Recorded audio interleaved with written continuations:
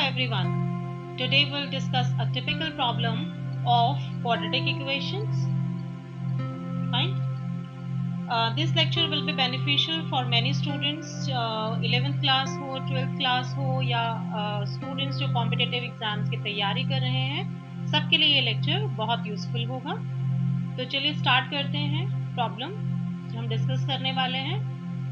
Typical problem. Okay. तो सबसे पहले देखते हैं हम कि क्वाड्रेटिक इक्वेशन को हम जनरल फॉर्म में लिख सकते हैं ax square plus bx plus c equal to 0. Okay, जहां पर ये जो a है, b है और c है, ये है हमारे इंटीग्रल कोएफिशिएंट्स. ठीक है, तो इनकी वैल्यू जो है वो इंटीजर वैल्यू होनी चाहिए. अब मान लीजिए मैं इस इक्वेशन में इस x की जगह मैंने लिख दिया मॉड x. ठीक है, तो ये भी एक क्वाड्रेटिक इक्वेशन है. लेकिन अब इस इक्वेशन को हम सॉल्व कैसे करेंगे? ठीक है, सो ये हमारी आज की टिपिकल प्रॉब्लम है जिसे हम डिस्कस करने वाले हैं. तो इसको समझने के लिए हम एक एग्जाम्पल ले लेते हैं. मान लीजिए मैंने a की वैल्यू जो है वो 1 ले ली, b की वैल्यू मैंने यहाँ पर सपोज 15 ले ली और c की वैल्यू सपोज मैंने यहाँ पर 14 ले ली. ओके, तो मेरे पास ये क्वाड्रेटिक इक्वेशन बन गई x square plus 15 mod x plus 14 equal to 0. अब इसको सॉल्व कैसे किया जाए? इसे सॉल्व करने के हमारे पास दो मेथड्स हैं. वन बाय वन डिस्कस करते हैं.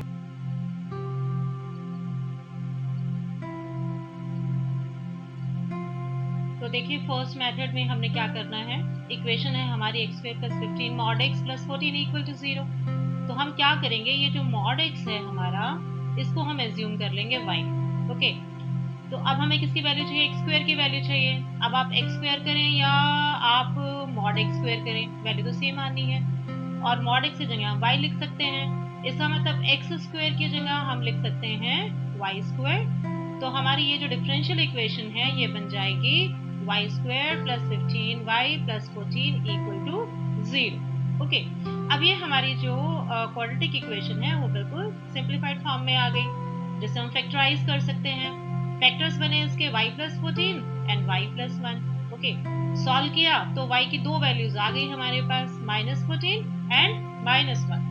ओके, अब हमें देखना है कि ये जो वैल्यूज आई हैं y की, इससे x की वैल्यूज क्या आती है.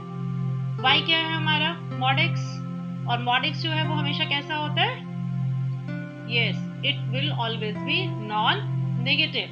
तो यानी जो y की वैल्यू आनी चाहिए थी वो आपकी नॉन नेगेटिव आनी चाहिए थी. लेकिन आपकी जो y की वैल्यूज आई हैं तो दोनों नेगेटिव आई हैं, तो ये तो पॉसिबल ही नहीं है.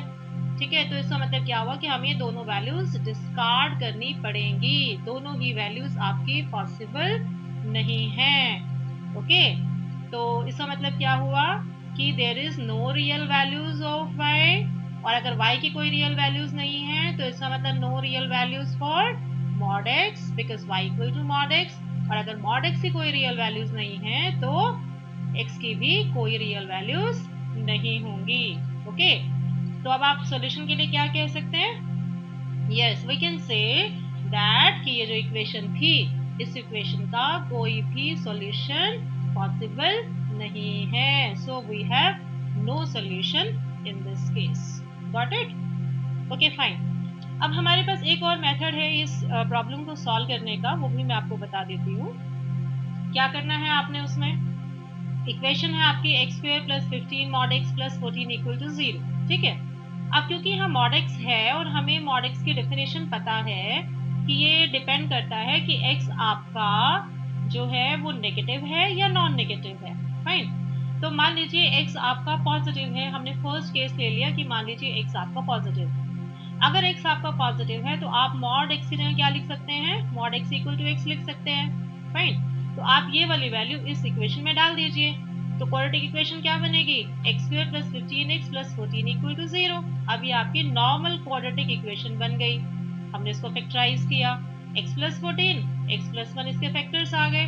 सॉल्व किया तो दो वैल्यूज आ गई, एक माइनस 14 आ गई और एक माइनस 1 आ गई.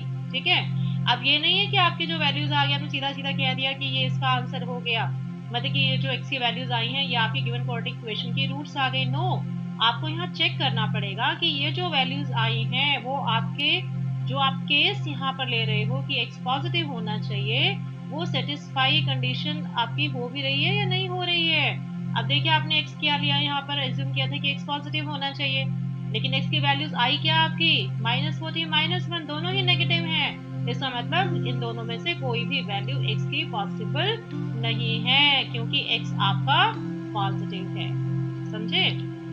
अब दूसरा केस क्या हो सकता है, ऐसा भी हो सकता है कि जो आपका x है वो लेस देन 0 हो, नेगेटिव हो, तो उस केस में आप मॉड x की को क्या लिख सकते हैं, -x लिख सकते हैं।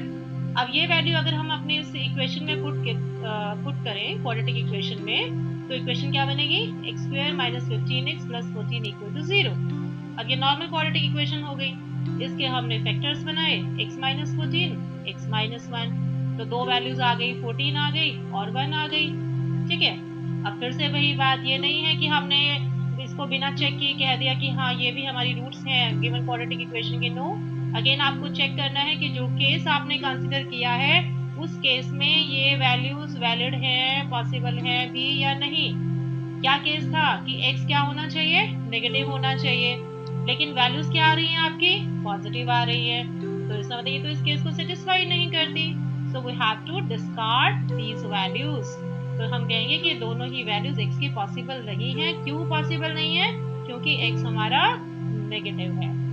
ओके, तो इसका मतलब क्या हुआ, व्हाट अबाउट द सॉल्यूशन, कि गिवन क्वाड्रेटिक इक्वेशन का कोई भी सॉल्यूशन एग्जिस्ट नहीं करता।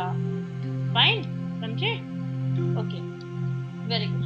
तो ये दो तरीके हैं, इन दोनों मेथड्स में से जो आपको पसंद आए वो आप लगा सकते हैं और इस टाइप की क्वाड्रेटिक इक्वेशन को सॉल्व कर सकते हैं। और ये बहुत ही टिपिकल प्रॉब्लम है, जनरली आपको कॉम्पिटिटिव एग्जाम में इस टाइप के क्वेश्चन देखने को मिल जाएंगे। So it will be very useful for you.